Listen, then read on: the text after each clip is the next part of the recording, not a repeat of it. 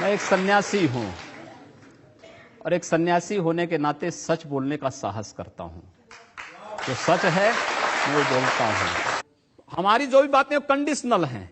अगर आप शांति से रहेंगे तो हम भी शांति से रहेंगे। आप विकास पर ध्यान देंगे तो हम तो विकास में आपको और सपोर्ट करने वाले हैं। हमारे यहां भारत के अंदर मैं तो आप चाहता हूं सिर्फ आप जनता से आज इतना वादा कर दें कि अब इस तरह के भड़काने वाले बयान नहीं देंगे, आप आग लगाने का काम नहीं करेंगे और वाकई में सबको साथ लेके चलेंगे। जो अगर बशर्ते अगला पक्ष शांति से रहेगा तो मुझे प्रसन्नता होगी उसके विकास करने में योगदान देने में। और अगर अगला पक्ष शांति से नहीं रहेगा तो क्या करेंगे? अगर शांति से नहीं रहेगा तो उसको शांति से रहना सिखाएंगे।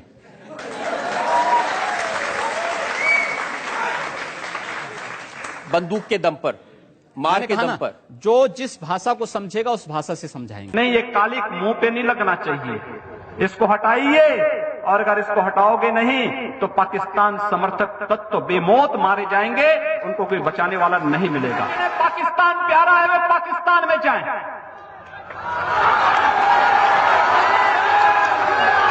जिन्हें पाकिस्तान अच्छा लगता है वो पाकिस्तान चले जाएं।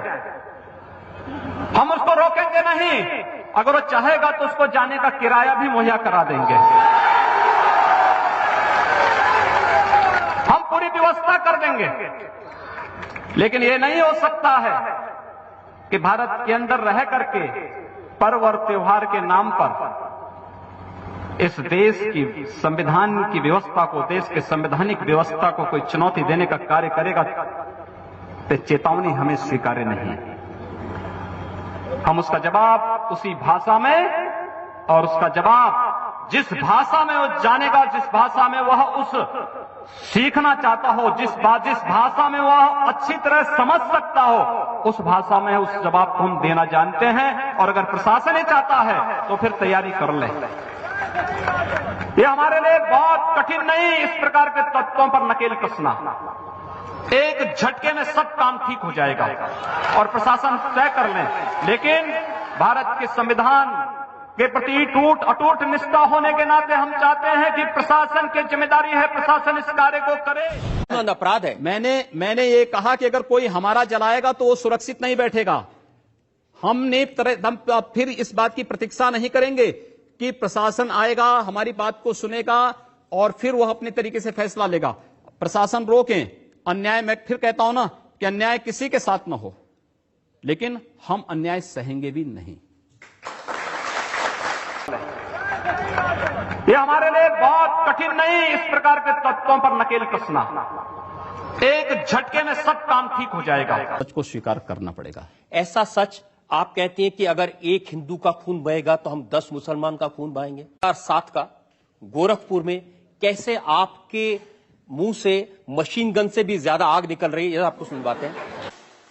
अगर एक हिंदू का खून बहेगा तो एक हिंदू के खून के बदले आने वाले समय में हम प्रशासन से एफआईआर दर्ज नहीं करवाएंगे, बल्कि कम से कम 10 ऐसे लोगों की हत्या उससे करवाएंगे जो लोग सर्वोच्च व्यवस्था में है, जो कानून बनाती है।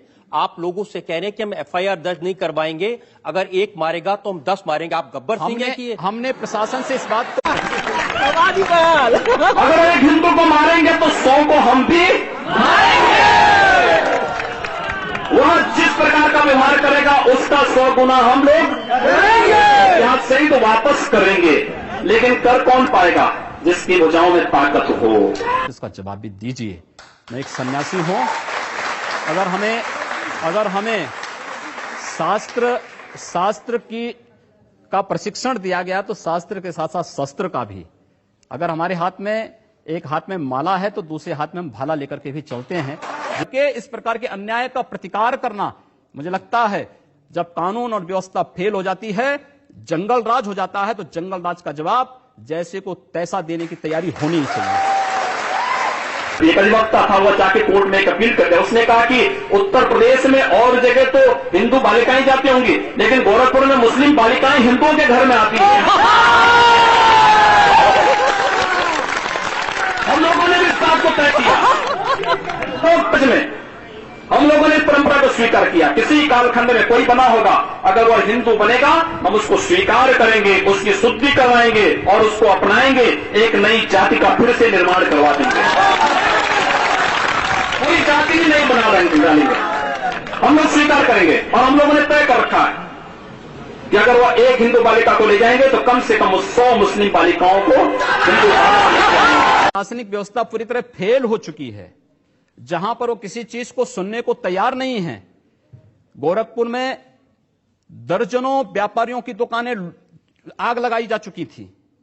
एक व्यापारी की हत्या सरेआम इसलिए कर दी जाती क्योंकि एक हिंदू बालिका को जबरन मुहर्रम का जुलूस उस बालिका के साथ जबरन करने का प्रयास करता और वो व्यापारी उसको बचाने के लिए आता है, तो उसकी हत्या सरेआम पुलिस की जीप से खींच करके चाकू से गोंद करके उसकी हत्या कर दी जाती है। कोई इस बात को सुनने को तैयार नहीं।